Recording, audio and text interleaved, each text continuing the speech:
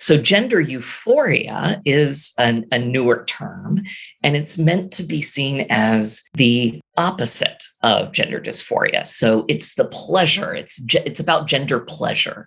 It's about I am being affirmed in my gender and in my body. I'm feeling this sense of, as one person puts it, an embodied yes feeling that something is relevant to my gender. I'm Cindy Darnell. Welcome to The Erotic Philosopher, the podcast where we examine and explore sex and relationships through social, personal, cultural, scientific, political, and other lenses, and unpack and explore your erotic quandaries with the world's wisest erotic philosophers. Today's guest on The Erotic Philosopher is the fantastic Lucie Fielding. Lucie is a white, queer, non-binary trans femme and a therapist practicing in Charlottesville, Virginia and Seattle, Washington. She received her Master's in Counseling Psychology at Pacifica Graduate Institute in 2018.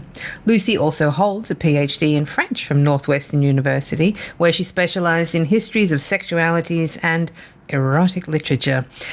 Their background in literature and history attunes them to the many ways that image, metaphor, and cultural script shape and inform the narratives we carry with us as we move through the world, as well as how these narratives inscribe themselves on our bodies. In addition to their work as a therapist, Lucie is an adjunct professor in the Sex Therapy Certificate Program at Antioch University in Seattle, as well as a sex educator and workshop facilitator. They're also the author of Trans Sex, Clinical Approaches to Trans Sexualities and Erotic Embodiments. Enjoy today's conversation with Lucie Fielding. Lucie Fielding, welcome to The Erotic Philosopher. Thank you so much for having me. This is really exciting because your work was so pivotal in terms of it, especially your erotic anatomy,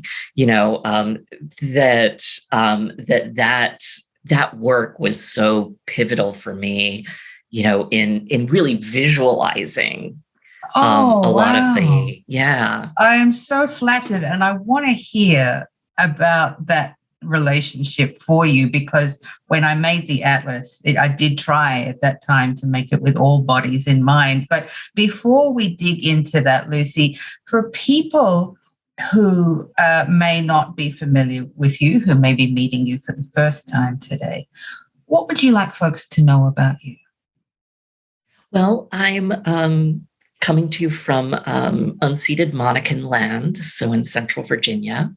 I practice in both. I'm a therapist practicing in Virginia and also in Washington State. I'm a sex educator. I am also an author, and I am white, neurodivergent, kinky, polyamorous, queer as fuck, and I'm a humanities femme.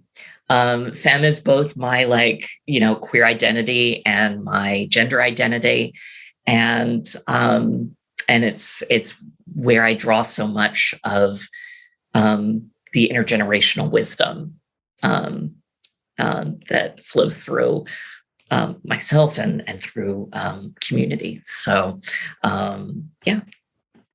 I appreciate hearing about these textured layers of not only your identity on a personal level, but also, your relationship to your work and really now how you're stepping out into the world, stepping into the limelight with your knowledge, your clinical knowledge, but also your personal knowledge, and your fabulous new book called Trans Sex. I saw it on the shelf behind you there momentarily, and I do want to get into that with you. And so, when you and I first made contact through the fabulous internet, probably 18 months or so ago, And I was in the middle of the second series of The Erotic Philosopher at that time. And then I was finishing my book. So that's why The Erotic Philosopher had been on pause turned out to be a year. I thought it would only be 6 months, but there you go. Writing books is a bit harder than anybody and warns me. Especially during a pandemic, right? Especially during a pandemic, my goodness. And so having read your book, and also I reference your book quite a lot in mine, just, fair warning.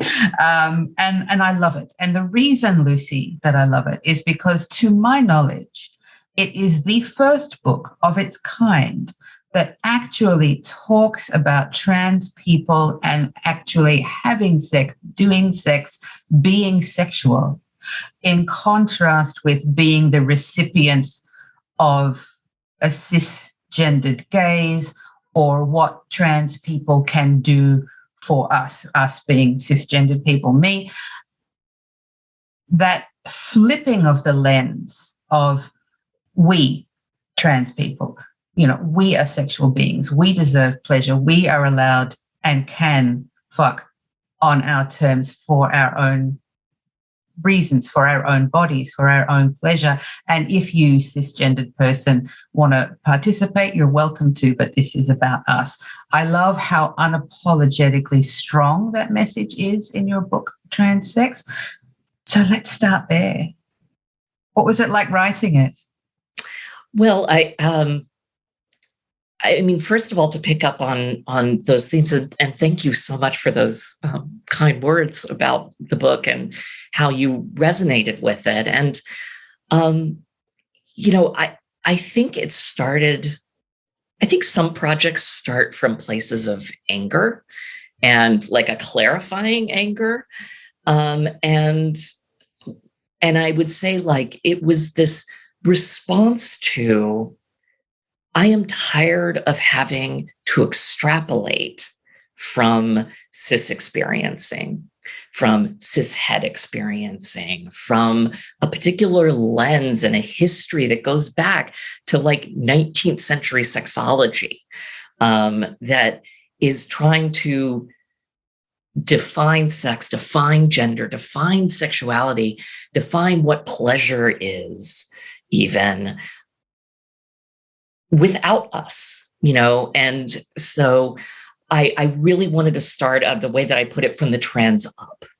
And so it's from a queer and trans place, and it's starting from this question: what would it be if we completely threw out the scripts that we've been spoon-fed in so many ways, from the moment that we are born and we are assigned a gender at birth by, like this inspection of our external genitalia, that act of violence of assigning, that is that first moment of sex and gender and all those scripts coming at us like a tsunami. Yeah.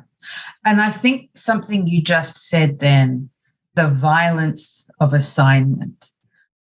There are going to be people who are like, what? How is that violent? And I hear you, because it means to me, when I hear that phrase, it makes me think of all of the, the next 50, 60, 80, however many years, we inhabit that body, is based around what's between our legs, not what's in our hearts.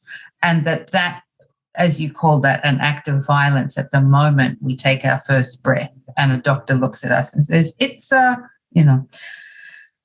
informs the way, I mean, obviously we understand about economic privilege and all of this stuff that comes with that, but even more so in the fields that you and I work in, how that informs our capacity to be in relationship, how that informs our capacity to be in relationship with ourselves, and how that informs our capacity to fuck on our own terms and what that means. Yeah, because so much flows. They're tendrils of these, of that initial act of violence. And and it's this, it comes down to, for example, like, these are the roles I can take on in a sexual experience. These are the ways that I can have sex. These are the parts that I can use. And or I should use. And so my question to all of that is, whose should is that? Whose story is that? And who says? Yeah, yeah, yeah.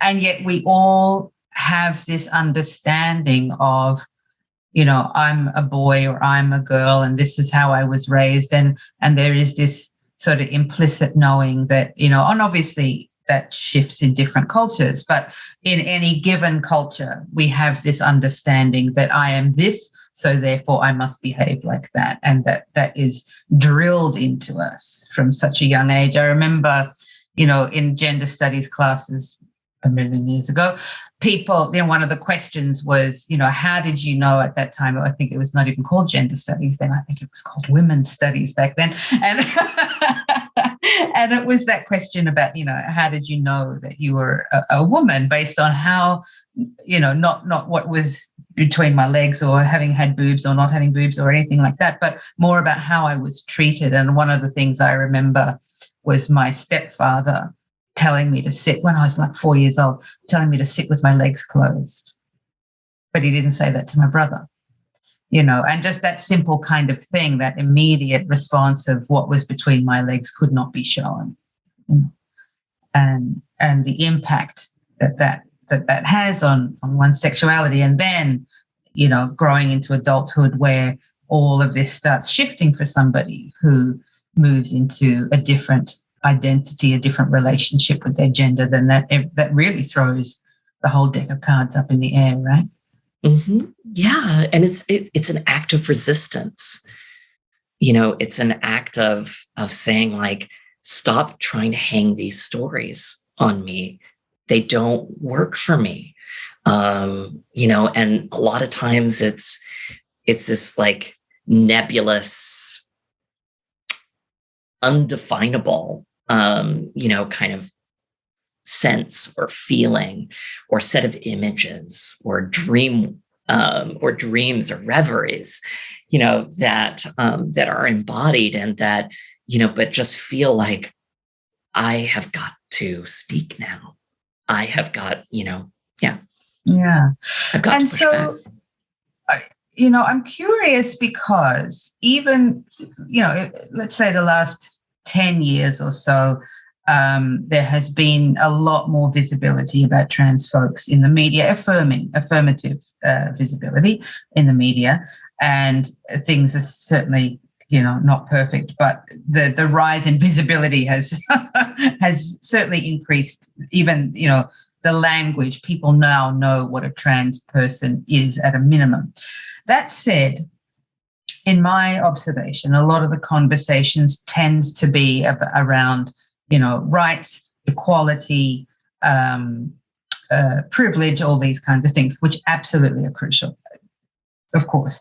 And what I think is really interesting about what you are doing is that I don't see any other trans activists doing necessarily is, talking about sex. So you've got these two almost taboo issues. You've got the gender identity piece, which is sort of all wrapped up in people are okay talking about gender and transness as long as we're talking about feelings and human rights. But the minute you bring fucking into it, they're like, oh no, I can't talk about that. And then here you are going, I'm here and I'm queer and I'm trans, get used to it. And I want to talk about fucking. What's that like for you, being right up there on the front line with two shields going, come on? I mean, it's fun. It's exciting.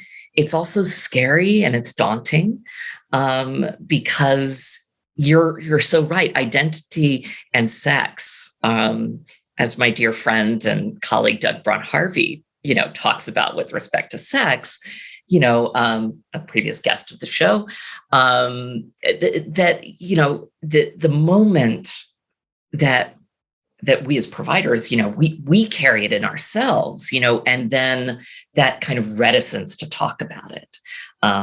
There's that old adage, I don't know if it was, said around you, but the topics, sex, religion, and politics, you stay away from that. And I think that there's this especially long history of it being a fraught topic with respect to trans, non-binary, gender expansive folks in the United States and Western Europe in particular, because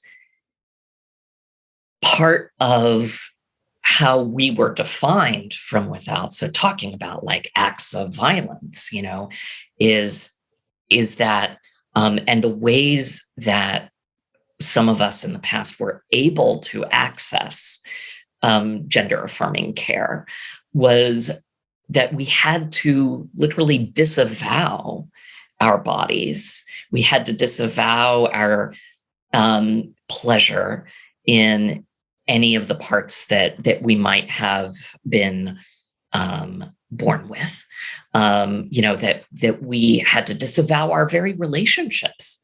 And so, and there's even like, you can track it in zines that were written.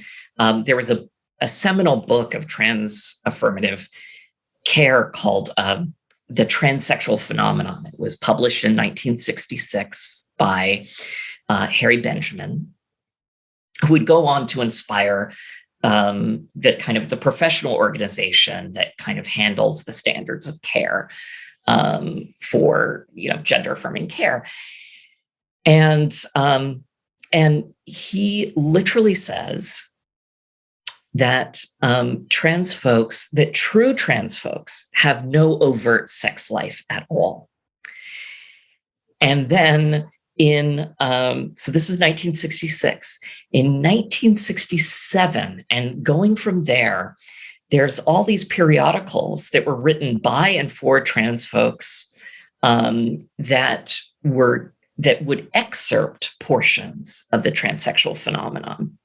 And they would say, this is what you have to say in order to get access to care. So people would learn this, rehearse this stuff. And then over time, what happens is that we lose the fact that we were rehearsing this stuff, that instead this becomes part of how we define ourselves and the stories that we carry in with us. So the story of born in the wrong body and things like that, that comes from, that's a story that goes back to 19th century sexology. And, in particular to the work of Havelock Ellis.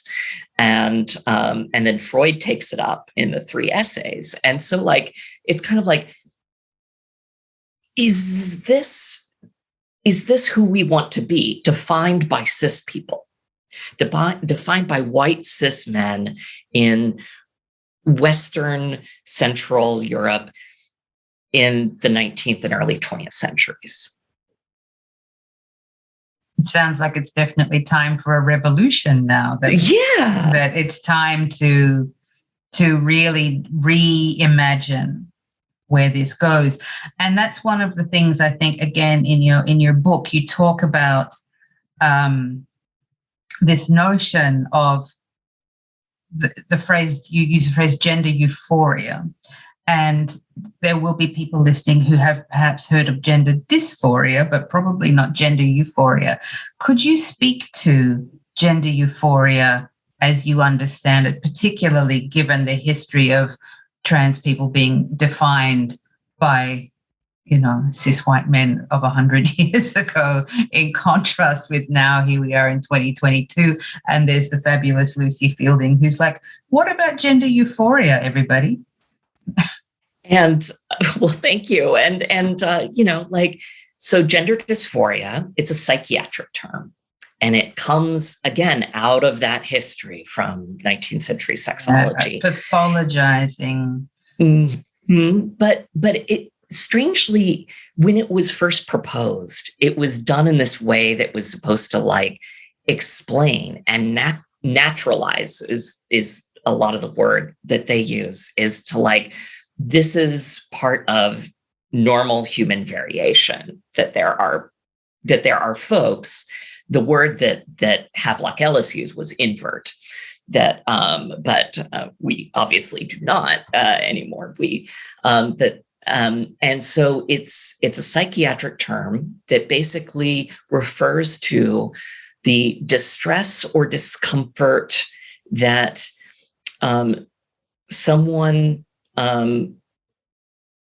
feels in it's an felt sense of an incongruity or a difference between the internal felt sense of gender and gender identity and the gender or the sex one was assigned at birth. And so it's that feeling of distress of those don't fit together. And so you are diagnosed with gender dysphoria as a way to then access care. Or like another way of putting it is you are like in letters, I don't say I diagnose, I say they meet the criteria for the diagnosis. So it skirts the very specific language of diagnosis. But so gender euphoria is a newer term, and it's meant to be seen as the opposite of gender dysphoria. So it's the pleasure. It's about gender pleasure.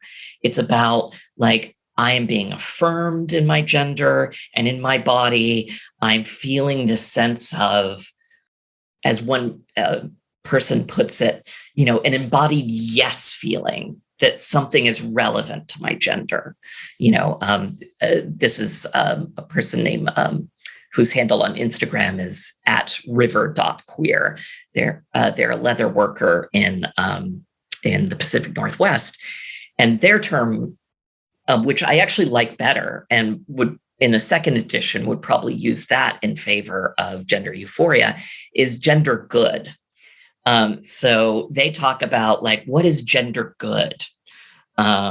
Which I think is even more approachable than gender euphoria, because euphoria sounds like, okay, I have to reach this high level of like, the heavens are opening up. Instead of, this is gender relevant. This is an embodied yes feeling of, oh God, like I love to wear corsets. That's gender good for me. Like certain music, certain dancing that I do is gender good, and certain energies and intentions that are being brought to my body during sex and play, that is gender good and gender euphoria inducing. And I think it's interesting, the way that you introduced this topic was really struck me, because you said, you mentioned gender euphoria in the book, but gender dysphoria is probably the term that people are more apt to know. And that is absolutely true. It's the same with like, we typically know the negative or the antonym versus like the positive, and whether that's like a negative cognitive bias thing, I don't know, but what that does is that if we are thinking of gender dysphoria first, then our entire work is oriented around resolving it as a problem. And I want to step out of that and say, no, what we're trying to do is to move towards pleasure, towards euphoria, towards gender good. Like, I don't think it's good enough to say like, well, there's the mere absence of discomfort. It's like with like genital pelvic pain. Like it's not good enough for you to, like just not feel pain when you experience certain kinds of sensations. Like, I want more for people than that. Yeah, absolutely.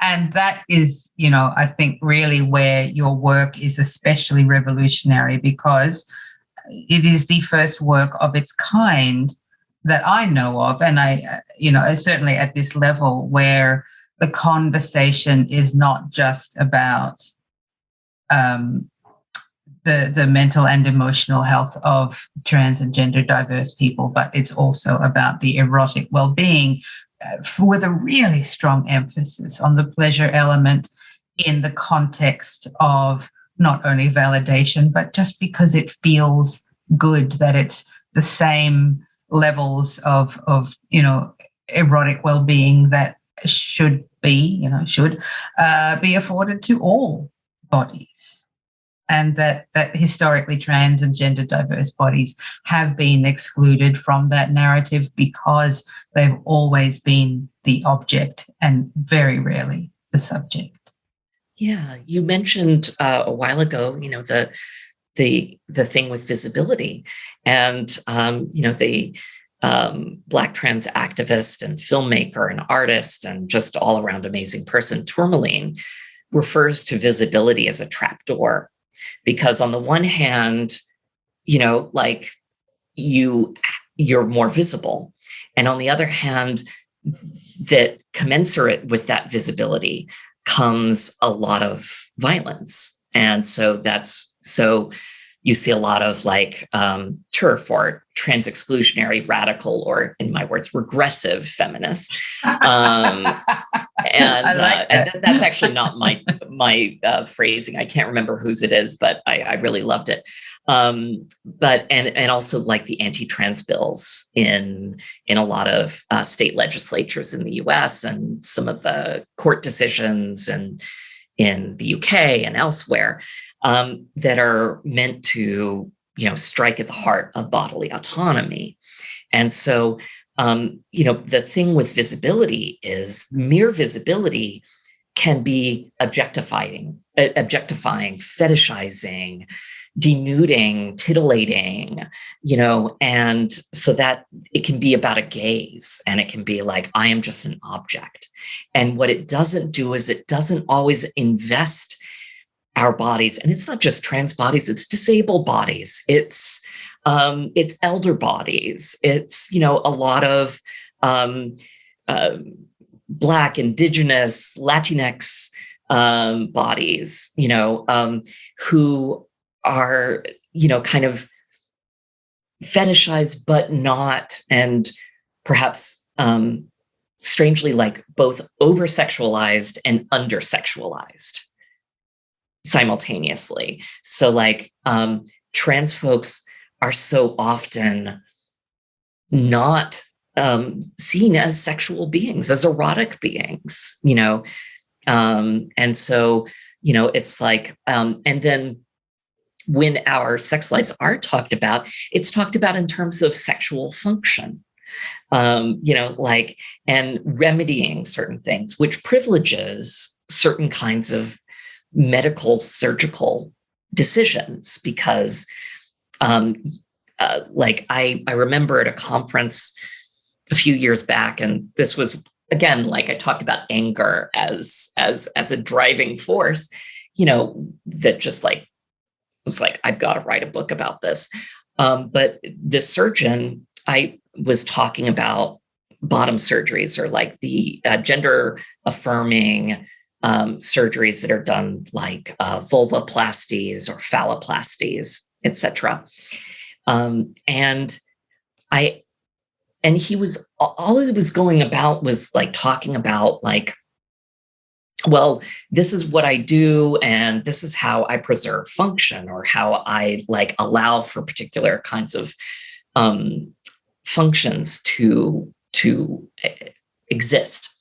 And I raised my hand and I said, so what about pleasure? What are you asking your patients about pleasure? What are you telling your patients about pleasure and pleasure potential? And the only way that he could respond was to say, well, I do my best to preserve nerve function. I have encountered such surgeons myself in various contexts. Which is great. I'm glad you're really thinking about how to preserve nerve function so that there is like, but God, again, like it focuses things on genitals, and on genital sex and genitals behaving in particular ways for it to be good sex. And then, I think the implication is that it's replicating cisgender sex, right? Yeah, and in particular, cis straight sex, because you want to, like, well, of course, if you have a vulvoplasty, you want to have penis and vagina sex, don't you? Why wouldn't you? Well, it's not even contemplating queer sex or crip sex.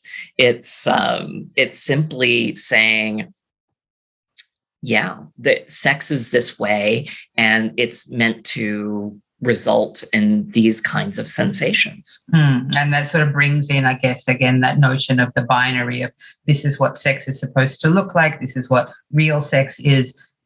There's not even a discussion about other kinds of sex, even sex where you keep your pants on, these kinds of things that really reduce. And this happens I think in a lot of, mainstream discussions of sex, certainly a lot of the mainstream sex podcasts that we were talking about prior to recording the show today, how many mainstream sex podcasts still tend to emphasize, genital-based sex, certainly penis and vagina sex.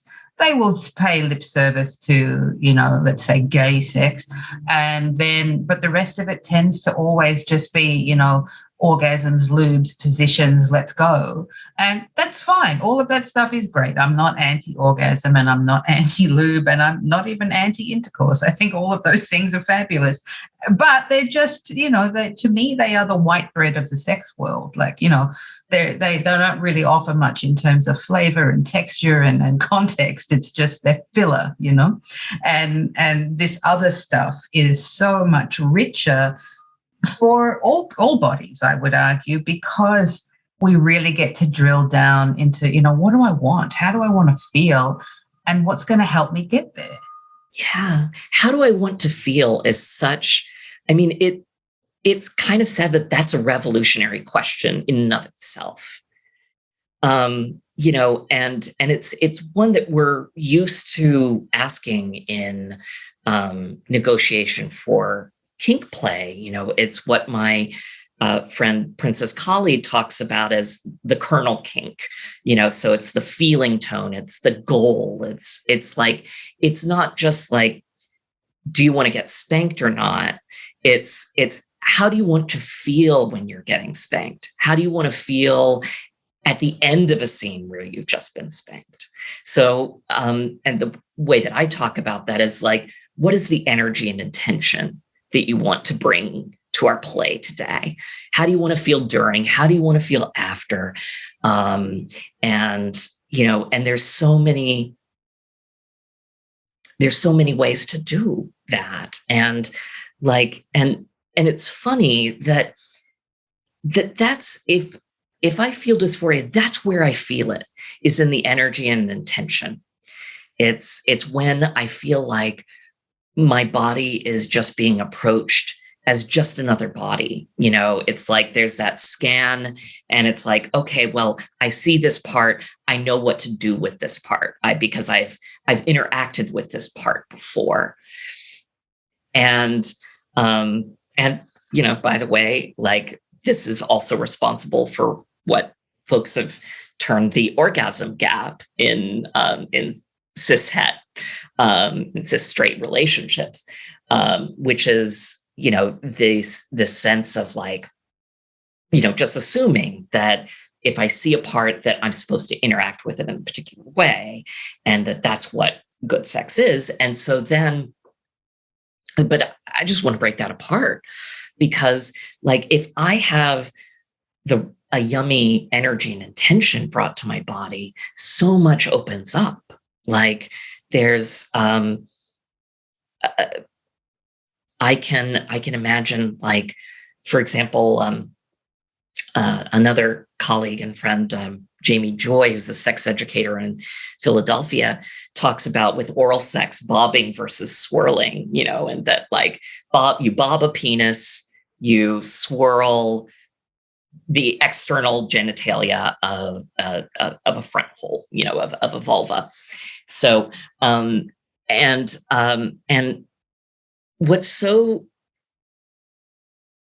what I just loved about their presentation about this and the way that they talk about it, and I talk about this in the book, is this idea of like, who says you can't bob a clit? Straight people, who says you can't bob a clit? Who says you can't like give a clit a blowjob? Like, who says you can't swirl a glans penis? Like there's nothing that says that you can't.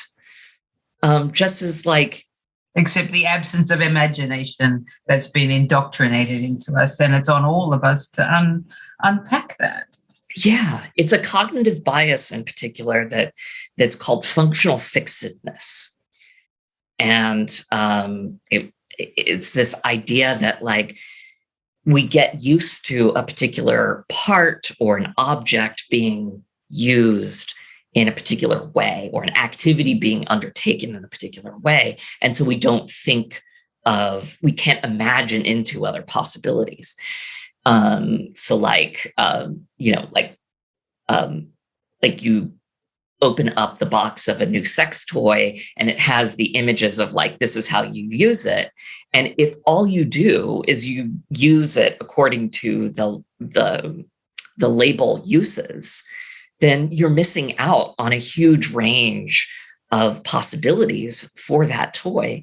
Again, in kink, we have something called pervertibles. It's like when we go into, a store, like a kitchen goods store, and we pick up a spoon and we're like, oh yeah, I could really wail on somebody with that. I'm not going to, maybe I'll stir some pasta sauce after, but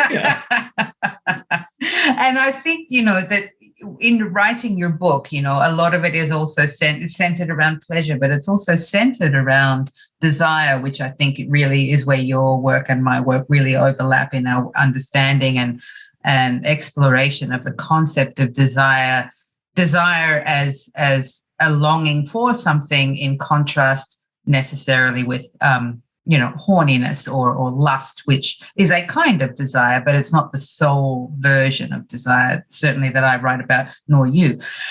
So, Lucie, I want to ask you, like in your book, you've got contributions from lots of different folks, and the whole emphasis is on trans and non-binary sex and people whose experiences of sex and eroticism are within and without gender binaries. Where, in your experience, does the notion of desire and your phrase that I read in your book, desirability, come into it, and what does it mean to trans and gender diverse people? So I talk about desirability and desirability.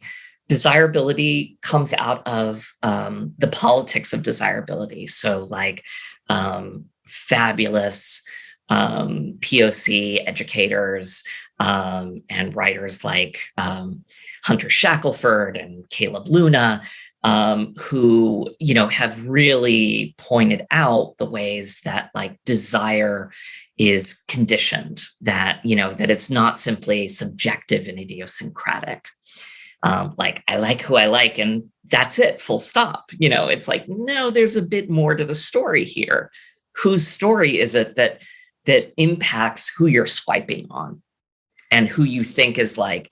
And the other piece of that is what I call desirability with a hyphen between it, which is like the ability to experience desire, to be a desiring subject, to use philosophical language, and so it's this idea of like, and again, it's not just trans bodies, it's elder bodies, it's disabled bodies that also where desirability comes into play, because so often we're just like, were dismissed or infantilized, like, oh, disabled folks don't have sex. Of course we do. And it's fucking hot. And so much of like the techniques and the perspectives of sex and disability are inspirational for like how I approach trans sex and how I approach sex in general, because everyone is entitled to desire and to pleasure. Now, whether or not you're not necessarily entitled to, you are not entitled to pleasure or a particular or the enactment of a particular desire with a particular person at a particular time, but you're entitled to have pleasure in an experience. You're entitled to have be with people who, like when you name your deepest, darkest fantasy, the one that, makes you blush, the one that you get like, that you masturbate to like every night without fail, like when that is said and then somebody responds, huh, okay, yeah, let's see how we can make that happen. And to bring that to light, to be able to partner up with people who, are willing, interested, and even able to bring those kinds of, to bring that aliveness, I think, to sex is so important. And yet it's so rare. A lot of us struggle with being able to imagine sex, imagine erotic connection that really brings those, let's say, altered states of consciousness, altered, the profound release, that profound sense of being and belonging, even, that is completely absent when we start talking about nerve function and performance and all that. Like it's just not even the same, game. It's so different. And so, I would argue at a level that many, many people struggle to even embody all of those things. And especially, as you say, the gender diverse experiences, the CRIP disability experiences, and all of the other kinds of bodies, older bodies, fat bodies, these, all these things, how they play into just being, just being diluted, just that big old pastry brush, just like, just flattening the whole experience for all of us. So, Lucie, in writing your book and sort of collecting these stories, what was it like for you being able to create this, document of a real slice of time? I think this is going to be a real sort of time capsule piece, that the day that the conversation shifted to really start including eroticism and pleasure for gender diverse bodies onto the map. What was it like for you, collating those stories and sort of asking people, come and contribute to my book, and then reading through them and editing them and working out how they're all going to fit together? What was going on for you as you were part of that process? Writing, as you may have experienced, or at least for me, it feels like a very solitary practice, and solitary, right? You enjoy hiatuses, or sabbaticals, and you retreat to your writing nook and you have your writing practice, and maybe you have a writing group, but like you're doing all of this stuff and it's happening in a vacuum. And I wrote the first half of Transsex prior to March 2020 and the start of the lockdowns in the United States. And then the second half of the book was written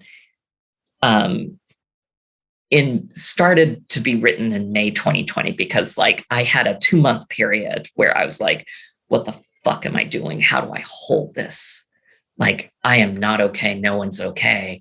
You know, and also like, does it feel gauche or inappropriate, or to be talking about pleasure and embodiment when, you know, all sorts of ways that people are in pain and are being pained, and particularly by, you know, governments, and so like, where's the place for that, you know, like, and this is where, like I mentioned, lineage and intergenerational wisdom, and this is where that comes in again, because it was during that 2-month period where I started reading stuff by HIV/AIDS activists in during the height, some might say, of the HIV/AIDS pandemic in the United States and in Europe in the 80s and 90s. And I would read, you know, stuff by like Amber Hollabaugh, My Dangerous Desires, fabulous femme, you know, and I suddenly felt connected, you know, like I was like, we have been reaching for connection when connection feels the most risky. And we figured out how to do that over and over again. We've done it in the face of like, you know, because nothing's going to happen for us, you know, with like, we can never depend on governments to take care of us. We can only depend on us to take care of us, for the community care to be in place. And that was a time, you know, I mean, like as one activist, Douglas Crimp, says in an essay that's like How to Be Promiscuous in an Epidemic, written in 1987. And he says, you know, like, we invented safe sex, or I would say safer sex. You know, we found ways to reach for connection when it felt at its most precarious. So we can do that again. And so that's what it was like. It was connecting myself to this lineage of people who have figured it out before and reached towards pleasure. And so I wanted this book, as you put it, to be like the start of a conversation. And it's certainly done that, I think. But I didn't know, like, you know, like whether people were going to respond to it. And so how has the response been? It's been out for, you know, almost a year now, right? Mm-hmm. How is the response? The response has been really favorable, to my knowledge. I haven't heard, you know, this isn't an invitation. I haven't heard negative feedback about the book, really, at least to my face. And again, that's not an invitation. But like, just to be clear, everybody. Yeah. But what I have heard, and what I will forever and always hang on to, are the responses of fellow queer and trans folks who have reached out to me and said things like, this is the first time I felt seen, where I didn't have to, where I could breathe, you know, where like I felt like somebody was speaking to me instead of for me. And so it's the great honor of my life and privilege and pleasure that people can feel seen in this work. And I hope that in addition to feeling seen, that they also feel motivated to continue the conversation, because my imagination is limited by my own time, my own place, my own social location. And so like, I expect that there are going to be things that people will want to build upon. And I want to support people in doing that. Like I think sometimes as a therapist, I see my job as, how can I be dispensable? How can I, make myself dispensable? Yeah, I think that's a crucial thing that we all need to be keeping top of mind as therapists, which I don't see a lot of. It tends to be more keeping people locked into, therapy for years and years and years. And it's like, no, if I do my job properly, you won't need me anymore. Because you will have become your own container. You will have found pleasure in your own body, and you will have found your own ways to express it and experience it. Absolutely. Lucie, as we start wrapping up the discussion today, because I really could sit here with you all afternoon and just go into every little nook and cranny of your fabulous mind.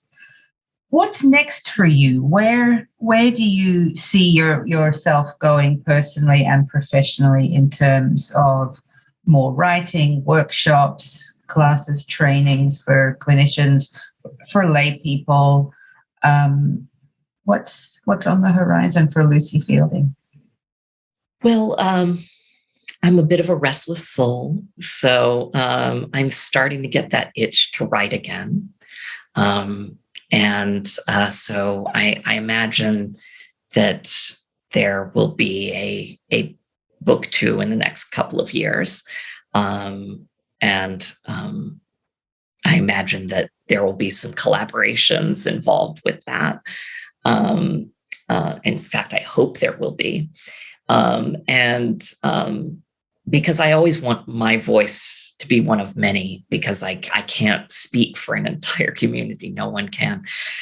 I also see myself, like, I think one of the things that I've noticed as I've talked about the book and taught about the book, and certainly like teaching is my first love, like whether it's workshops for professionals and providers or community facing workshops that just like dig in.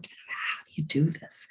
And that I would definitely love to do.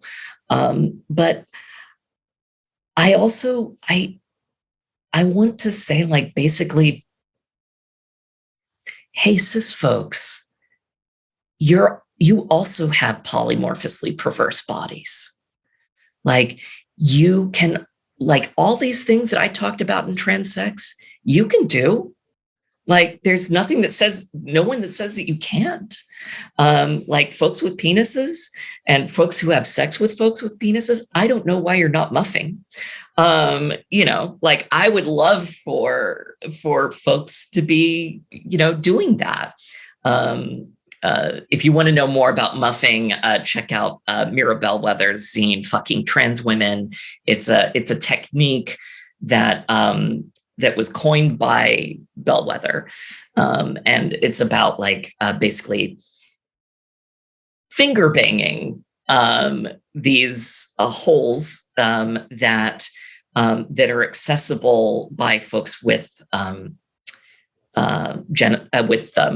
testicles, and that you basically use the outer skin of the testicles, a finger cot, and you follow it up the inguinal canal and packed with pleasure, and it's great. So, like, I want to really, I think I want to speak to cis folks as well, like transsex for all bodies, for everybody. I'm also, and I've not talked about this in many forums yet, but I'd really love to see some educational porn of transsex, and I'd love to be behind that. Because, like, I was really really inspired by the stuff that Joan Price and Jessica Drake. Jessica Drake did for, like elder bodies, at Wicked. And, I was like, why isn't there a educational porn for trans sex? Absolutely. So I'm really feeling called to do that. And I would love to partner with some yummy queer and trans collectives and, really get that. I think that would be a red hot ticket. In fact, I can say, I have also interviewed Shine Louise Houston for this series of The Erotic Philosopher, who, for folks listening, Shine is an extraordinary, prolific queer porn maker featuring all kinds of bodies of shapes and sizes and colors. And as you say that, my first thought was, I need to introduce you to Shine if you two don't know each other, because I think some magic could happen there. So if you would like that, I will make that introduction. I love it. Yeah. Because I want this to happen because some people are like very visual and kinetic learners as well. Yeah, absolutely. And porn is a great medium for all kinds of things, including education. And as you say, that the time is ripe now for us to start sort of looking at how we can cross across the cis and trans divide and make it more of a little creek rather than an ocean. So this is the time is right, I think. Lucie, I'm going to include links to your book and your website and all of your fabulousness in the show notes, so people who have been listening today can follow up with you to access the book, to access you and all of the offerings that you will, I'm sure, continue to have in the future. Thank you again for making time for The Erotic Philosopher today. It's been even more delightful than I had imagined, and I look forward to seeing you in real life somewhere at a conference or a workshop or a party or somewhere very, very soon. Damn, thank you for having me, and thank you for making the time for me, because gosh, it's just a dream getting to talk to you, because you're just fabulous, Cindy. I love this, and this was such an incredible experience, so thank you. I thoroughly enjoyed having this discussion with Lucie Fielding, and I'm sure you could feel the energy between us. I think she's such an incredible thinker, an incredible author, and just an incredible bringer of knowledge and erotic embodiment. And my prediction is that her work is going to revolutionize the way we talk about sex and pleasure across gender binaries. As always, here on The Erotic Philosopher, pleasure comes first. Pleasure matters. And one of the things that people really struggle with the most in pleasure is their desires. Maybe their desires are too strong. Maybe their desires are not strong enough. Often in partnerships, relationships, people struggle with mismatched desire. You know what?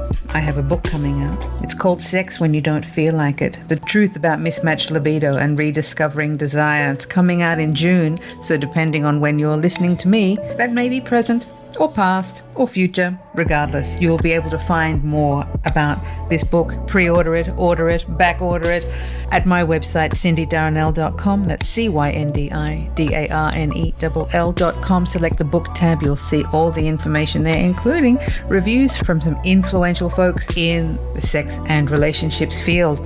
Speaking of sex and relationships, of course, as we always do here on The Erotic Philosopher, while you're hanging out on my website, check out my suite of online classes. There is something there for everyone in the online pleasure school. If you want more streamlined support for your very specific context, you could consider working with me one-on-one, two-on-one, three-on-one. I offer consultations, counseling and coaching to people across the world on Zoom. That information is there on the services tab. And while you're hanging out on my website, of course, check out the Erotic Philosopher tab there too, where you will find a link to leave a rating and review for us on iTunes. Your ratings and reviews of this podcast boost our visibility. It's with your support that we can keep going. And if you enjoy what we're doing here on the Erotic Philosopher, take out a couple of minutes of your day to leave us a rating and review, talk to people about it, and follow us on social media. The Erotic Philosopher is on Instagram and Twitter at The Erotic Philos. That's PHILOS. I'm also on social media at Cindy_Darnell, CYNDIDARNELL, underscore in the middle of those, of course. Learning to talk about sex, pleasure, and erotic embodiment is a practice. It doesn't happen overnight. It's something that we do over and over and over. We think it, we feel it, we talk it, we do it, we be it. Whether we're in relationships, whether we're solo, whether we're in multi-partnered configurations, sex and relationships are with us in so many different contexts, through so many different ways, in so many different parts of our lives. Even people who are celibate, even people who don't masturbate, are still having an erotic relationship with the world around them, and we always need support. This is why the guests that I have on the Erotic Philosopher are specifically handpicked by me to bring you knowledge about the depth and breadth of sex and the human condition. I love having you here. I love being in your ears. And be sure to check out all of Lucie's work by following the links on the show notes and reaching out to Lucie for support around your gender questions and inquiries. Until the next time we're together, take care of yourself, and thanks for listening.